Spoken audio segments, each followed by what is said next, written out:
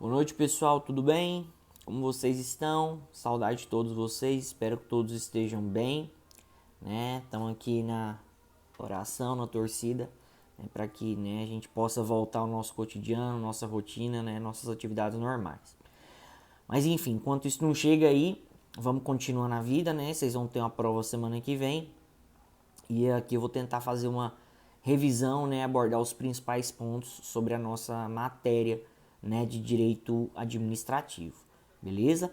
Vou tentar fazer algo, né, mais sucinto, né, sem aprofundar tanto, para o vídeo não ficar tão extenso e não ficar, né, tão às vezes complicado para vocês assistir, beleza? Mas vamos lá então.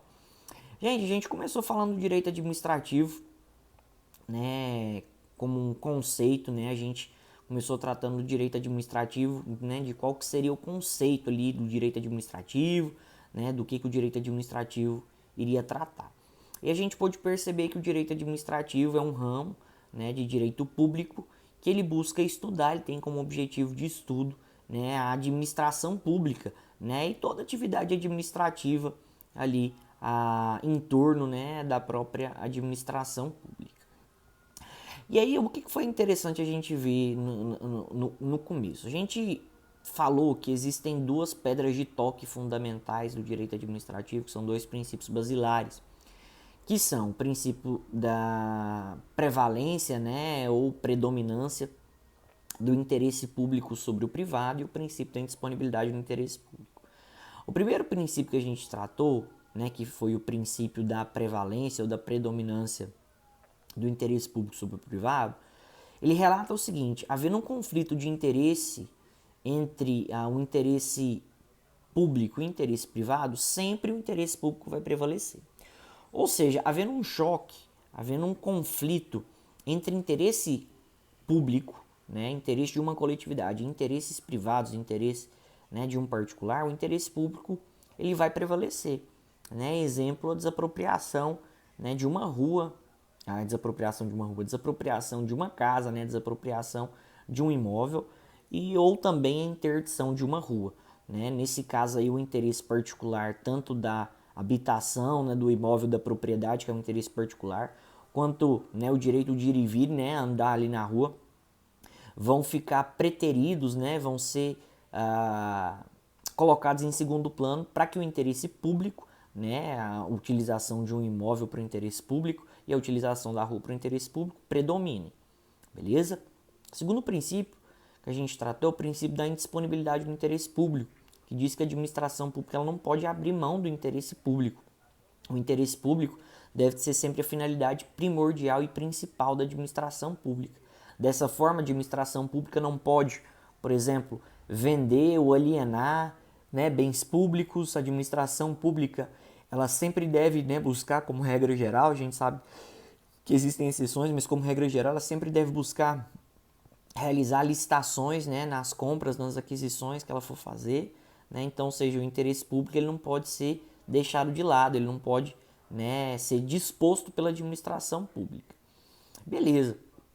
Continuando e aí falando de administração pública, que é importante a gente ressaltar, lá no artigo 37 da Constituição Federal, a gente falou que a administração pública direta ou indireta da União, dos estados, do Distrito Federal e dos municípios, ela deve seguir, né, e atender aos princípios que são os princípios constitucionais do direito administrativo, que são os princípios constitucionais expressos ou explícitos do direito administrativo, que são a sigla, né, o acrônimo é o LIMP, né, que é a sigla, né, L de legalidade, I de impessoalidade, M de moralidade, P de publicidade e E de eficiência. Então a gente falou que os princípios constitucionais expressos, né, ou explícitos estão ali no artigo 37 da Carta Magna e são esses 5 princípios que a gente falou aí. Fazendo um breve apontamento que o princípio da legalidade ele se subdivide basicamente, né, em legalidade pública e legalidade privada, em que a legalidade pública impõe que a administração pública só pode fazer aquilo que a lei autoriza ou determina, ao passo que a legalidade privada impõe, né, ou determina que o particular pode fazer tudo que a lei não proíba, ou seja, a liberdade do particular é muito maior. Nós temos o princípio da impessoalidade, O princípio da impessoalidade, né, revela que a administração pública ela não pode fazer discriminações gratuitas. Revela que a administração pública deve tratar todos de maneiras iguais, sem vantagens pessoais, ou seja, a administração pública ela deve ser imparcial, ela deve ser igualitária, equitativa. Ou seja, a administração pública deve tratar todos os seus administrados, né, ali da mesma forma, sem atuar, né, com pessoalidade, sem privilegiar uns em detrimento dos outros. Esse princípio da impessoalidade também impõe que a administração pública né, ela deve sempre atuar em nome do interesse público. Ou seja, quando um agente público, né, um órgão público vai fazer a divulgação de algo, né, para fins educativos ou para fins informativos, esses não podem se valer, né, dessa divulgação para fins de promoção pessoal. Ou seja, um prefeito que faz uma obra, ele não pode colocar, né, o rosto dele ou o nome dele falando que quem fez aquela obra foi ele. Não, a obra foi feita pela administração pública, né, pelo próprio município e não pelo agente público ou não pela obra pública. Ou seja, a atuação da administração pública deve ser sempre uma atuação ali imparcial, beleza? Bacana. Princípio da moralidade, diz o princípio da moralidade. O princípio da moralidade impõe que a administração pública deva atuar com um mínimo de moral.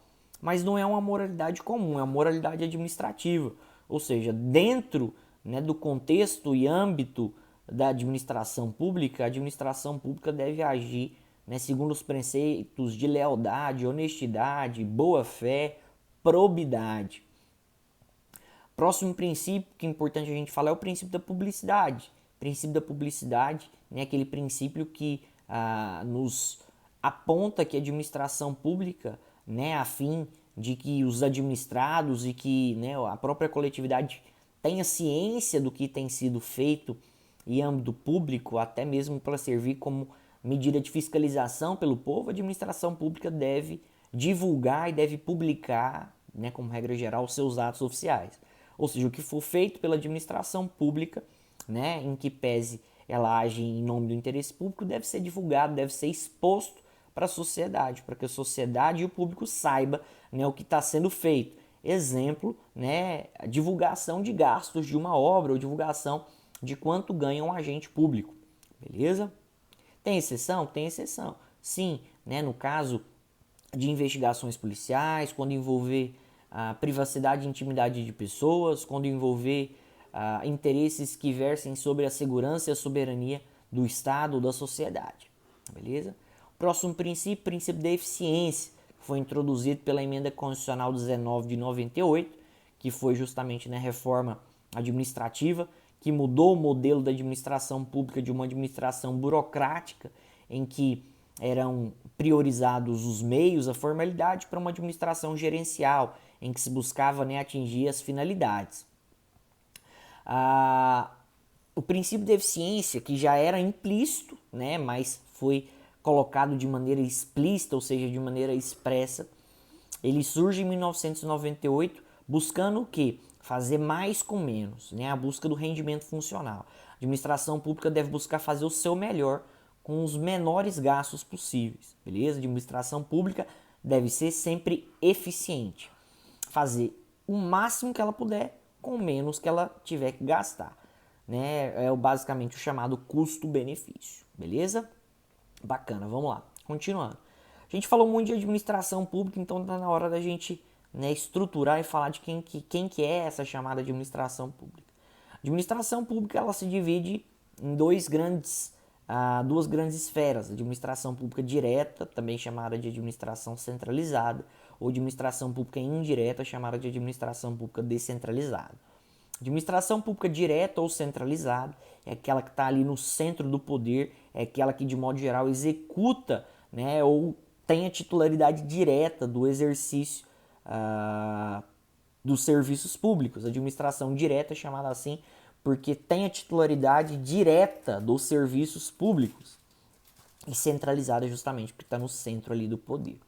Quem compõe a administração pública direta? A sigla para quem compõe a administração pública direta é o MUD, né? M de municípios, U de União, D de DF, né? Distrito Federal, e E de estados. Ou seja, basicamente a administração pública direta diz respeito ao estado, ao governo, que é dividido em 4 níveis: nível municipal, estadual, distrital e nacional. A administração pública direta, para ela não ficar muito sobrecarregada, né, para ela não ficar, né, muito cheia, né, em termos de responsabilidades, né, e para não ficar muito, né, sobrecarregada de prestar todos os serviços e atividades públicas, ela busca sair do centro, ela busca repartir, ela busca repassar um pouco, né, do exercício e das competências para exercer atividades e serviços públicos. Ela então centraliza o seu poder e cria a chamada administração pública indireta, né? Por isso o nome de administração também descentralizada. Ela foi criada como uma descentralização, né? Um enxugamento ali da competência da administração direta, criando essas entidades ali, né?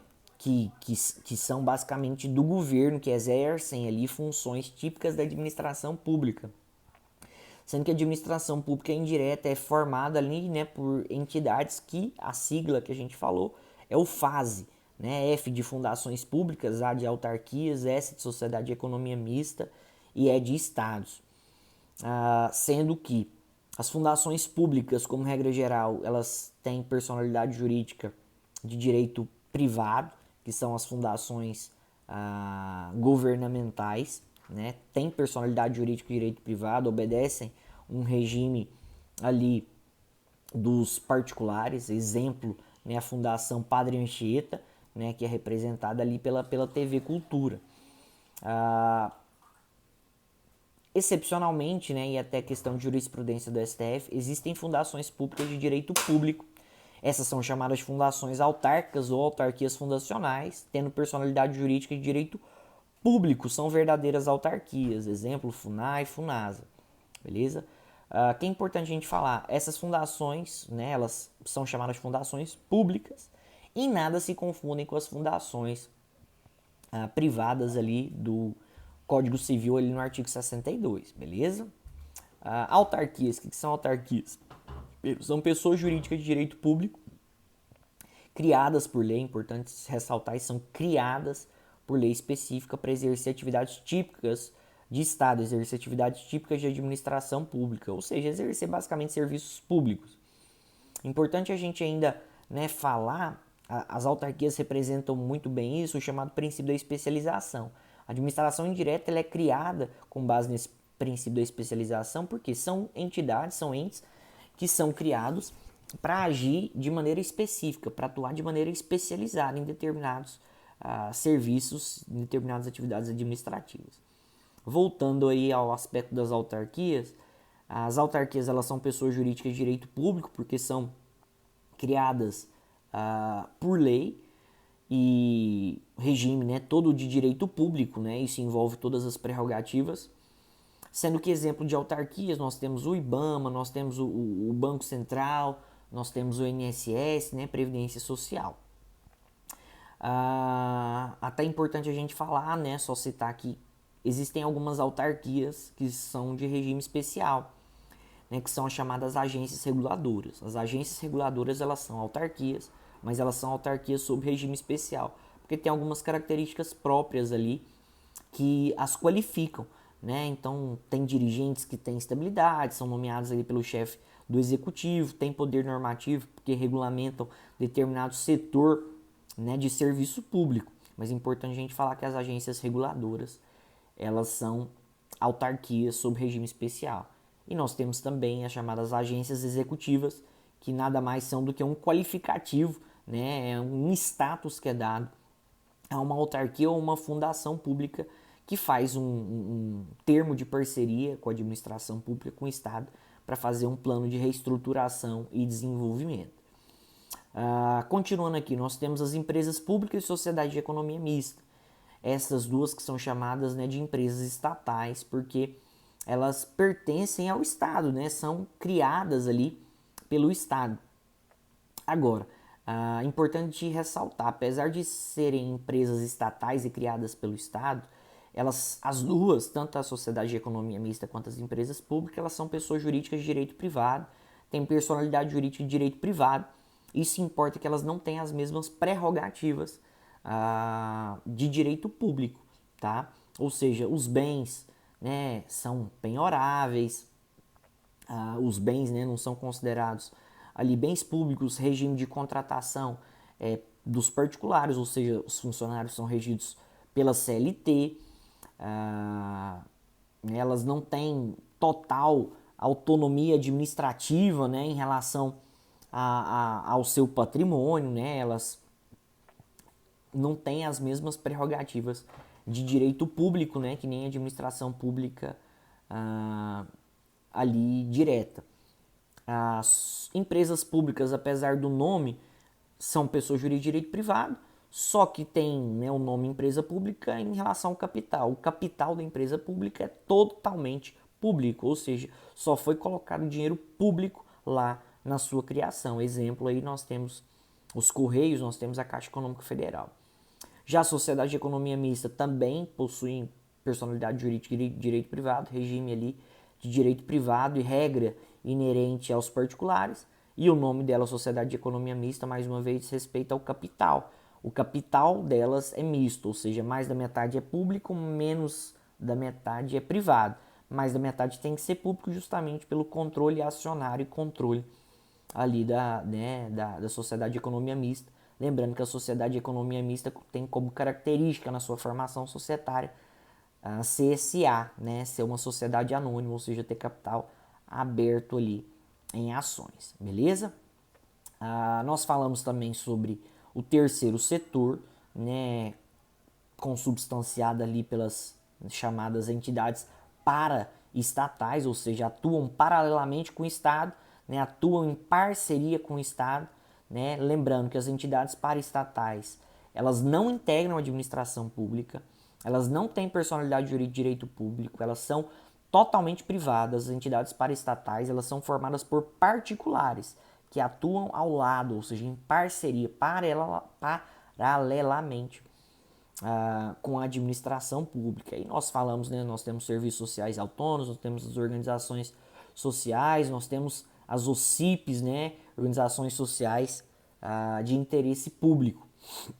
Mas o que eu mais queria falar em relação às entidades paraestatais é isso. Elas não integram a administração pública, elas são formadas por particulares, tendo personalidade jurídica de direito privado. Dois institutos muito importantes dentro da estrutura da administração pública são os institutos da descentralização e da desconcentração. Que é o Instituto da Descentralização. O Instituto da Descentralização basicamente é o repasse, né, a transferência de atividades, né, de atividades administrativas ou de atividades públicas da administração direta para a administração indireta. A descentralização é o repasse de atividades administrativas da administração direta para a administração indireta ou para outras pessoas jurídicas, né, no caso de descentralização ali contratual ou descentralização por colaboração, que é passado, né, ali para particulares. Então a descentralização é um repasse de atividades que é feito da administração direta, como regra geral, para a indireta, né? Essa é a chamada descentralização por outorga ou legal, ou também pode ser o repasse de atividades da administração direta para os particulares, né? No caso ali para as delegatárias, né? Através do instituto da delegação, que pode se dar ali tanto por permissão, né? Ali, como também pode ser dado ali por dois institutos, né? Existe a descentralização, só um minutinho.